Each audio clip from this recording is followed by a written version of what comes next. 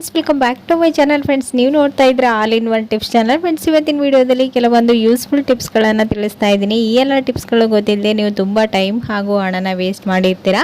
So friends, ಬನ್ನಿ ಹಾಗಾದರೆ ತಡ ಮಾಡ್ದೇನೆ ಈ ವಿಡಿಯೋನ ಸ್ಟಾರ್ಟ್ ಮಾಡೋಣ. ಹಾಗೆಯೇ ಬೆಳ್ಳಿ ಸಾಮಾನುಗಳನ್ನು ಹೇಗೆ ಕ್ಲೀನ್ ಮಾಡ್ಕೊಳ್ಳೋದಂತನೂ ಕೂಡ ಇವತ್ತಿನ ಟಿಪ್ಸ್ಗಳಲ್ಲಿ ತಿಳಿಸ್ತಾ ಇದ್ದೀನಿ. ಸೊ ಫ್ರೆಂಡ್ಸ್, ಬನ್ನಿ ಹಾಗಾದರೆ ವಿಡಿಯೋನ ಸ್ಟಾರ್ಟ್ ಮಾಡೋಣ. ಸೊ ಮೊದಲೇ ಟಿಪ್ ಬಂದು ಇಲ್ಲಿ ನೋಡ್ತಾ ಇರ್ಬೋದು, ಈ ರೀತಿ ಆಲೂಗಡ್ಡೆ ಹಾಗೂ ಈರುಳ್ಳಿನ ನಾವು ಜಾಸ್ತಿ ತಂದು ಔಟ್ ಸೈಡ್ ಸ್ಟೋರ್ ಮಾಡಿದಾಗ ಇದು ಆಲೂಗಡ್ಡೆಯಲ್ಲಿ ಸಸಿಗಳು ಬರೋದಕ್ಕೆ ಸ್ಟಾರ್ಟ್ ಆಗುತ್ತೆ. ಹಾಗೆಯೇ ಈರುಳ್ಳಿ ಕೂಡ ಅಷ್ಟೇ ಕೊಳ್ತೋಗ್ತಾ ಇರುತ್ತೆ. ಸೊ ಆವಾಗ ನೀವು ವೇಸ್ಟ್ ಅಂತ ಬಿಸಾಕೋ ಈ ರೀತಿ ತೆಂಗಿನ ಚಿಪ್ಗಳನ್ನು ನೀವು ಅದರ ಒಳಗಡೆ ಇಡೋದ್ರಿಂದ ಅದು ಒಳಗಡೆ ಎಲ್ಲನೂ ನೀಟಾಗಿ ಗಾಳಿ ಆಡಿಬಿಟ್ಟು ಈ ಈರುಳ್ಳಿ ಕೆಡೋದಿಲ್ಲ, ಎಷ್ಟು ದಿನ ಆದರೂ ಫ್ರೆಶ್ ಆಗಿರುತ್ತೆ. ಮತ್ತು ಆಲೂಗಡ್ಡೆನೂ ಕೂಡ ಅಷ್ಟೇ ಈರುಳ್ಳಿ ಜೊತೆಗೆ ಇಡೋದ್ರಿಂದ ಅದು ತಂಪಾಗೋದಿಲ್ಲ ಅಲ್ವಾ. ಸೊ ಹಾಗಾಗಿ ಅದೇನು ಸಸಿ ಬರೋದಿಲ್ಲ. ಸೊ ಈ ರೀತಿ ಮಾಡೋದ್ರಿಂದ ನೀವು ಆಲೂಗಡ್ಡೆ ಈರುಳ್ಳಿ ಎರಡನ್ನ ನೀವು ಸೇಫ್ ಆಗಿ ಇಟ್ಕೊಳ್ಬೋದು, ಕೆಡೋದಿಲ್ಲ. ಸೊ ಈ ಒಂದು ಟಿಪ್ಸ್ ಕೂಡ ಖಂಡಿತ ಯೂಸ್ಫುಲ್ ಆಗುತ್ತೆ, ಟ್ರೈ ಮಾಡಿ ನೋಡಿ, ಓಕೆನಾ.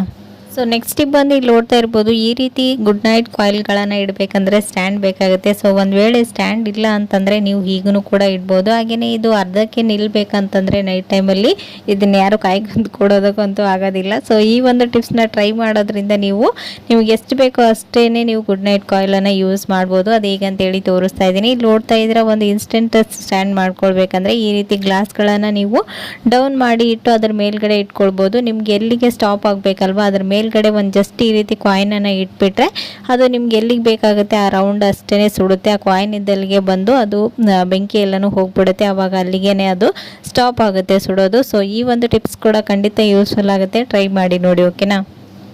ಸೊ ನೆಕ್ಸ್ಟ್ ಟಿಪ್ ಬಂದು ಇಲ್ಲಿ ನೋಡ್ತಾ ಇರ್ಬೋದು, ಈ ರೀತಿ ಕಾಲ್ಗೆಜೆ ಆಗಿರ್ಬೋದು, ಬೆಳ್ಳಿ ಉಂಗುರಗಳು ಮತ್ತು ಸರಗಳನ್ನು ನೀವು ಈ ರೀತಿ ಮನೆಯಲ್ಲೇ ನೀಟಾಗಿ ಕ್ಲೀನ್ ಮಾಡ್ಕೊಳ್ಬೋದು. ತುಂಬಾನೇ ಶೈನಿಂಗ್ ಆಗಿ ಕಾಣಿಸುತ್ತೆ. ಸೊ ಹೇಗೆ ಕ್ಲೀನ್ ಮಾಡ್ಕೊಳ್ಳೋದು ಅಂತೇಳಿ ನೋಡೋಣ. ಇಲ್ಲಿ ಒಂದು ಬೌಲನ್ನು ತೊಗೊಂಡಿದ್ದೀನಿ. ಅದಕ್ಕೆ ನಾನಿಲ್ಲಿ 1-2 ಗ್ಲಾಸ್ನಷ್ಟು ನೀರನ್ನು ಸೇರಿಸ್ಕೊಂಡಿದ್ದೀನಿ. ನಂತರ ಇದಕ್ಕೆ ಒಂದು ಅರ್ಧ ಟೇಬಲ್ ಸ್ಪೂನಷ್ಟು ಅಡಿಗೆ ಸೋಡಾ ಹಾಗೆ ಒಂದು ಅರ್ಧ ಟೇಬಲ್ ಸ್ಪೂನಷ್ಟು ಸಾಬೂನಿನ ಪುಡಿ ಅಂದರೆ ಡಿಟರ್ಜೆಂಟ್ ಪೌಡರ್ನ ಸೇರಿಸ್ಕೊಂಡು ಇವೆರಡನ್ನ ನೀಟಾಗಿ ಮಿಕ್ಸ್ ಮಾಡ್ಕೊಳ್ತಾ ಇದ್ದೀನಿ. ನಂತರ ಇದಕ್ಕೆ ಲಾಸ್ಟಲ್ಲಿ ಒಂದು ಅರ್ಧ ಟೇಬಲ್ ಸ್ಪೂನಷ್ಟು ಟೀ ಪುಡಿ, ನೀವು ಯಾವ ಬ್ರ್ಯಾಂಡಿನ ಟೀ ಪುಡಿ ಆದರೂ ಯೂಸ್ ಮಾಡ್ಬೋದು.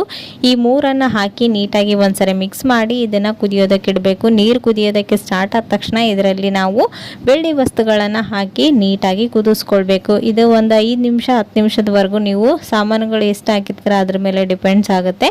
ಸೊ ಇವಾಗ ಒಂದು 5 ನಿಮಿಷಗಳ ಕಾಲ ನಾನು ಇದನ್ನು ಬೇಯಿಸ್ಕೊಂಡು ತೋರಿಸ್ತಾ ಇದ್ದೀನಿ. ನೋಡ್ತಾ ಇದ್ರೆ ಎಲ್ಲ ನೀಟಾಗಿ ಇದರಲ್ಲಿ ಇರ್ತಕ್ಕಂಥ ಡಸ್ಟ್ ಎಲ್ಲನೂ ಬಿಟ್ಕೊಂಡಿದೆ ಇದರಲ್ಲಿನೇ.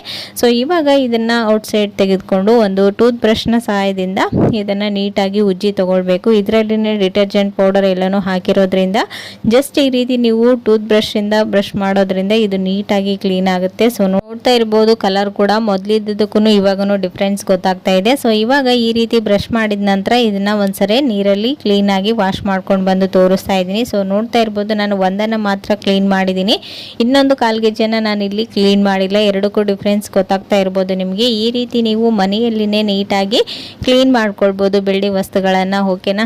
ಸೊ ಇದರಿಂದ ನೀವು ಮನಿ ಕೂಡ ಸೇವ್ ಮಾಡ್ಬೋದು. ಸೊ ನೋಡ್ತಾ ಇರ್ಬೋದು ಫೈನಲಿ ಎಷ್ಟು ನೀಟಾಗಿ ಕ್ಲೀನ್ ಆಗಿದೆ ಅಂತ. ಸೊ ಈ ಒಂದು ಟಿಪ್ಸ್ನ ಟ್ರೈ ಮಾಡಿ ನೋಡಿ, ಖಂಡಿತ ಯೂಸ್ಫುಲ್ ಆಗುತ್ತೆ, ಓಕೆನಾ.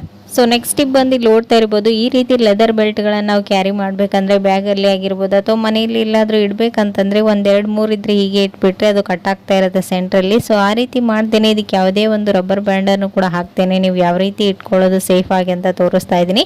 ಇಲ್ಲಿ ನೋಡ್ತಾ ಇದ್ರೆ ವಿಡಿಯೋದಲ್ಲಿ ತೋರಿಸಿದಾಗೇ ಬೆಲ್ಟನ್ನು ಔಟ್ ಸೈಡ್ ಹಾಕೊಳ್ತೀವಲ್ವ, ಅದೇ ಪಿನ್ನಲ್ಲಿ ಇನ್ಸೈಡ್ ಹಾಕ್ಕೊಂಡು ಇದನ್ನು ಈ ರೀತಿ ಜಸ್ಟ್ ಟರ್ನ್ ಮಾಡಿ ಇಡೋದ್ರಿಂದ ಈ ಒಂದು ಲೆದರ್ ಬೆಲ್ಟ್ ಸೆಂಟ್ರಲ್ಲಿ ಕಟ್ ಆಗೋದಿಲ್ಲ, ನೀಟಾಗಿ ಫೋಲ್ಡ್ ಮಾಡಿ ಇಡ್ಬೋದು. ಹಾಗೆಯೇ ಕಡಿಮೆ ಪ್ಲೇಸ್ ನೀವು ಜಾಸ್ತಿ ಬೆಲ್ಟ್ಗಳನ್ನು ಈ ರೀತಿ ಇಡ್ಬೋದು, ಹಾಗೆ ನೀವು ಕ್ಯಾರಿ ಮಾಡ್ಕೊಂಡು ಕೂಡ ಹೋಗ್ಬೋದು. ಸೊ ಟ್ರೈ ಮಾಡಿ ನೋಡಿ, ಓಕೆನಾ. ಸೊ ಫ್ರೆಂಡ್ಸ್, ನೋಡಿದ್ರಲ್ವಾ ಇವತ್ತಿನ ಈ ಎಲ್ಲ ಟಿಪ್ಸ್ಗಳು ನಿಮ್ಗೂ ಕೂಡ ಖಂಡಿತ ಯೂಸ್ಫುಲ್ ಆಯ್ತು ಅಂತ ಅನ್ಕೊಂಡಿದ್ದೀನಿ. ಯೂಸ್ಫುಲ್ ಆದರೆ ಪ್ಲೀಸ್ ಒಂದು ಲೈಕ್ ಕೊಡೋದನ್ನ ಮರಿಬೇಡಿ. ಮತ್ತೆ ನಾಳೆ ಹೊಸ ಯೂಸ್ಫುಲ್ ಟಿಪ್ಸ್ಗಳೊಂದಿಗೆ ಮತ್ತೆ ನಿಮ್ಮನ್ನ ಮೀಟ್ ಮಾಡ್ತೀನಿ ಫ್ರೆಂಡ್ಸ್. ಅಲ್ಲಿವರೆಗೂ ಟೇಕ್ ಕೇರ್, ಬಾಯ್.